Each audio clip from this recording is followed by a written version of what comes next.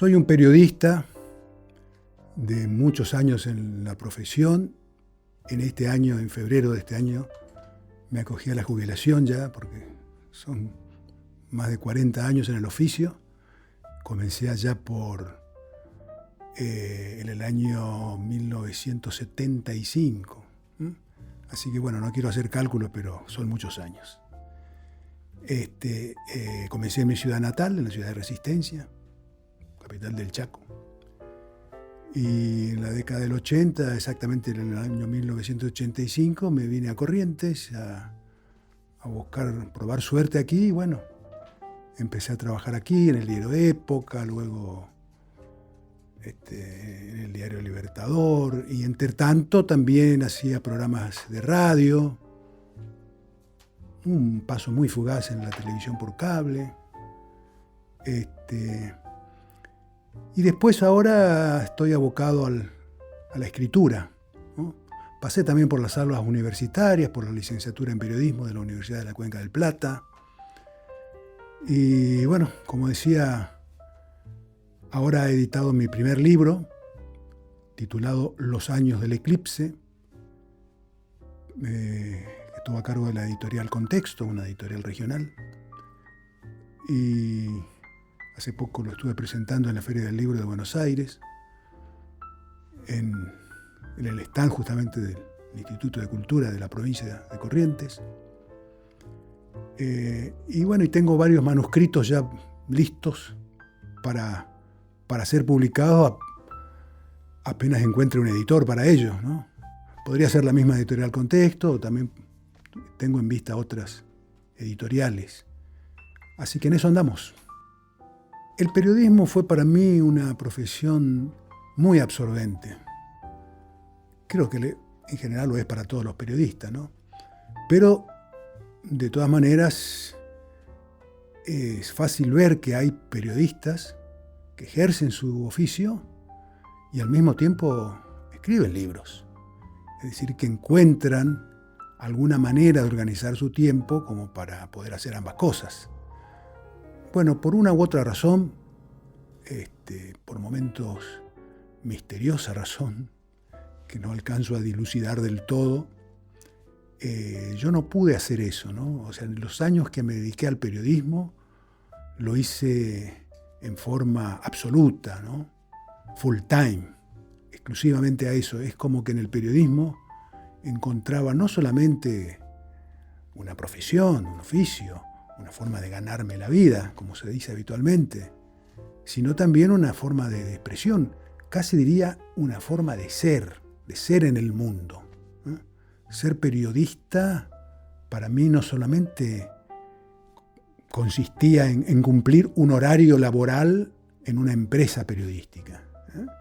El horario más o menos de un periodista está fijado por convenio en 6 horas, pero el día tiene 24 horas y yo era periodista a las 24 horas.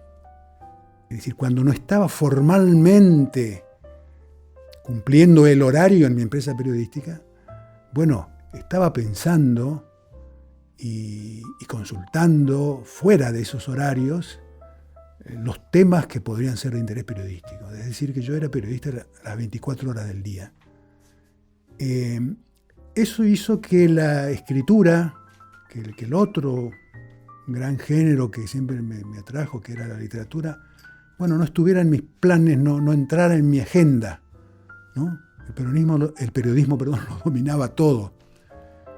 Y cuando empezó a llegar la hora de mi jubilación, antes ya de mi jubilación formal, bueno, empecé a encontrarle huecos, sobre todo a partir de la pandemia, ¿no? Que nos obligó forzosamente a quedarnos en casa y a trabajar home office desde casa para la empresa. Entonces, obviamente, eso facilitaba de alguna manera, ¿no? Porque, bueno, el horario de trabajo yo lo hacía desde mi casa y cuando terminaba mi trabajo seguía estando en casa. Y el estar en casa todo el tiempo me permitía a mí ya encontrar espacios y horarios fuera de lo estrictamente periodístico como para imaginar un libro. Y lo imaginé, lo escribí y finalmente lo publiqué. Y ahí ya es como si se descorchara o como si saltara un tapón, ¿no? De ese primer libro ya surgió otro y otro. Y si bien es un libro al que llevo editado hasta este momento, pero ya hay por lo menos 3 en gatera, ya concluido, y un cuarto escribiéndose. Bueno, este libro, editado, titulado Los años del eclipse, yo tengo un problema con la definición del género de este libro, ¿no? Confieso que no. Algún crítico literario seguramente me va a ayudar a encontrar una definición mejor que la mía. Pero la mía es la de considerar este libro como una novela de no ficción autobiográfica. ¿Por qué novela? Porque tiene un formato, tiene una narración como si fuese una novela, novelado. Pero al mismo tiempo, los hechos narrados en este libro son absolutamente reales. Y en ese sentido, por el peso de mi oficio, al fin, tiene mucho de periodístico. Vale decir, este libro lo escribí apelando a mi memoria, a documentos, a entrevistas, vale decir, usando el bagaje que solemos usar los periodistas para hacer nuestras notas periodísticas. Este mismo mecanismo me sirvió para ir elaborando y finalmente publicar este libro. Bueno, antes debo decir que hay una historia que fundamenta este libro, ¿no? Es una historia mía, por eso la novela es autobiográfica. Porque en los años de la dictadura militar a mí me ha tocado sufrir la cárcel en esos tiempos.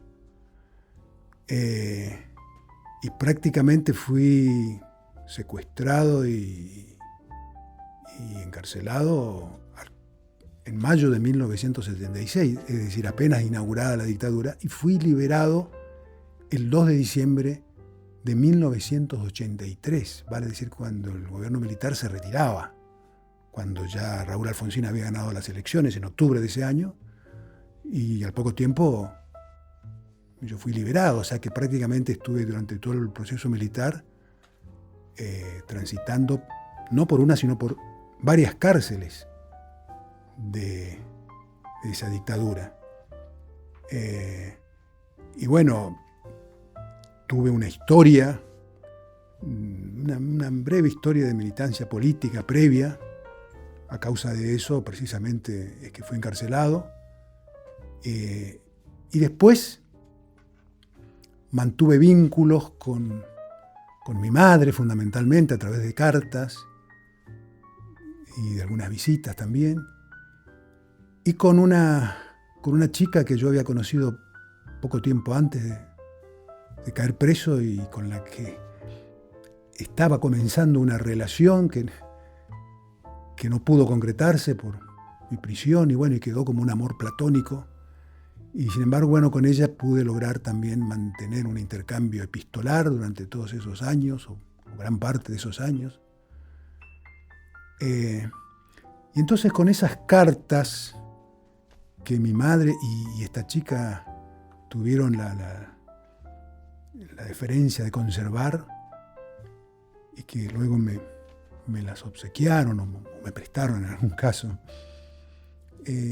a mí me sirvieron como materia prima para también introducir algo de género epistolar en esta novela.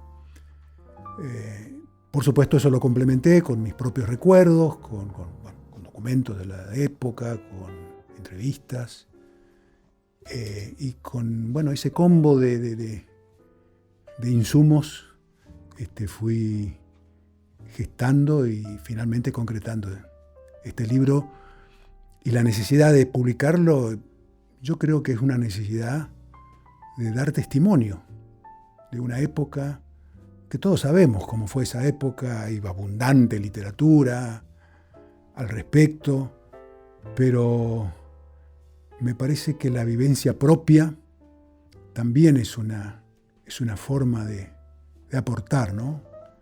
Y me parece que es casi un imperativo moral que yo he sentido en algún momento de dejar este testimonio plasmado en este libro.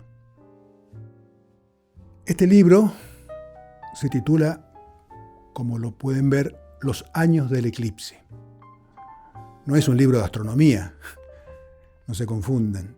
Es una metáfora, o intenta ser un título metafórico sobre los años de la última dictadura militar. Y bueno, yo lo comparo porque ¿qué ocurre en un eclipse solar, ¿no? Que de pronto en el día se oscurece. Y esa es la idea que yo quiero dar, ¿no? El día de la democracia en la Argentina se oscureció un 24 de marzo de 1976.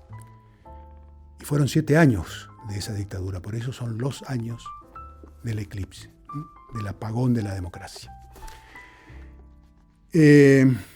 Escogí uno de los capítulos, un fragmento, ¿no? Porque los capítulos son bastante largos, podrían agotar al que me escucha, al que me ve. Así que voy a tomar al azar uno de los fragmentos de este libro. Un capítulo que se titula Gira y Destino. Los torturadores me transportaron en un auto.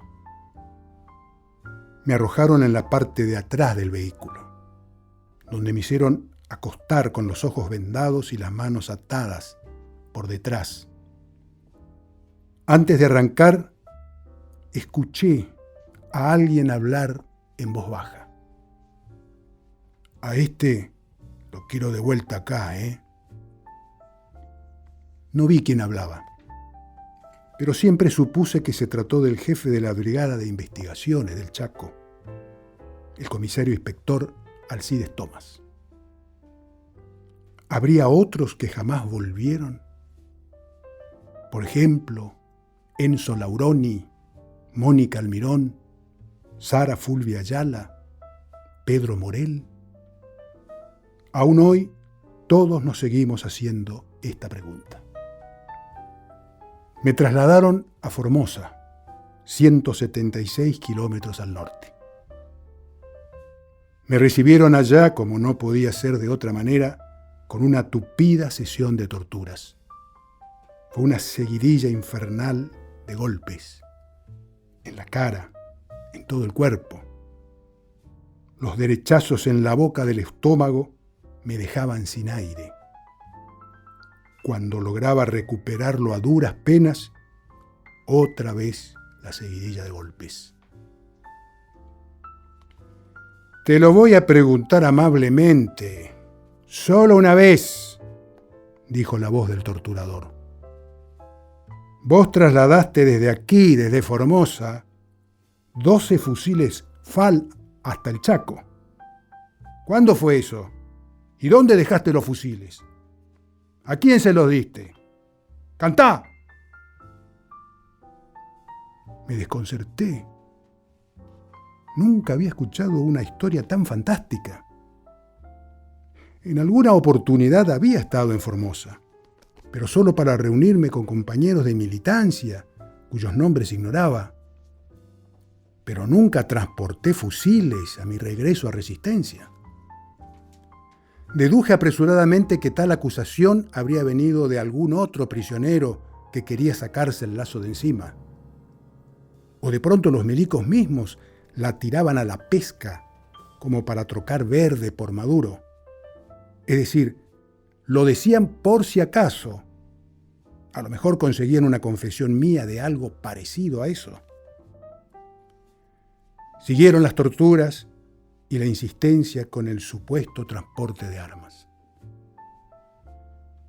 Me empujaron al final a un calabozo irrespirable. Lloré y nombré a mi madre. Me aferré a su recuerdo como a la última soga que me ataba a la vida. Al fin de cuentas, yo existía todavía porque tuve una madre que me parió. Y solo a ella le tenía que rendir cuentas sobre qué había hecho con la existencia que me otorgó. Al nombrarla en ese calabozo olvidado del mundo, estaba intentando de algún modo la imposible tarea de volver a su vientre para encontrar allí el único refugio inexpugnable. ¡Mamá!, grité sin voz. De pronto se abrió la puerta del calabozo. ¿Otra vez? ¿De qué me acusarán ahora? ¿Qué nueva tortura imaginaron para mí? Me ajustaron la venda que tenía sobre los ojos y me empujaron hacia afuera. Sentí la respiración agitada del represor que me arrastraba sobre mis pies vacilantes. La venda no me permitía ver y en ese caminar atropellado solo dependía de la voluntad de mis captores. Paramos. Sentía un pasto húmedo bajo mis pies en medio de la noche de inquietantes preguntas. Silencio. De pronto, un grito. ¡No! ¡No! ¡No! ¡Por favor, no! Un disparo. Otro silencio.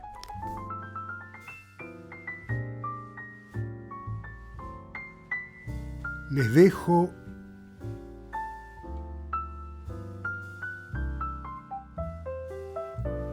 a mis posibles lectores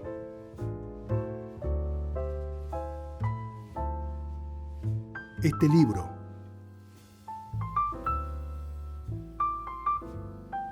como una botella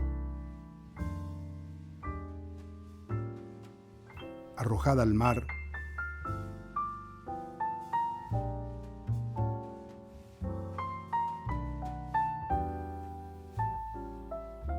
con un mensaje en su interior.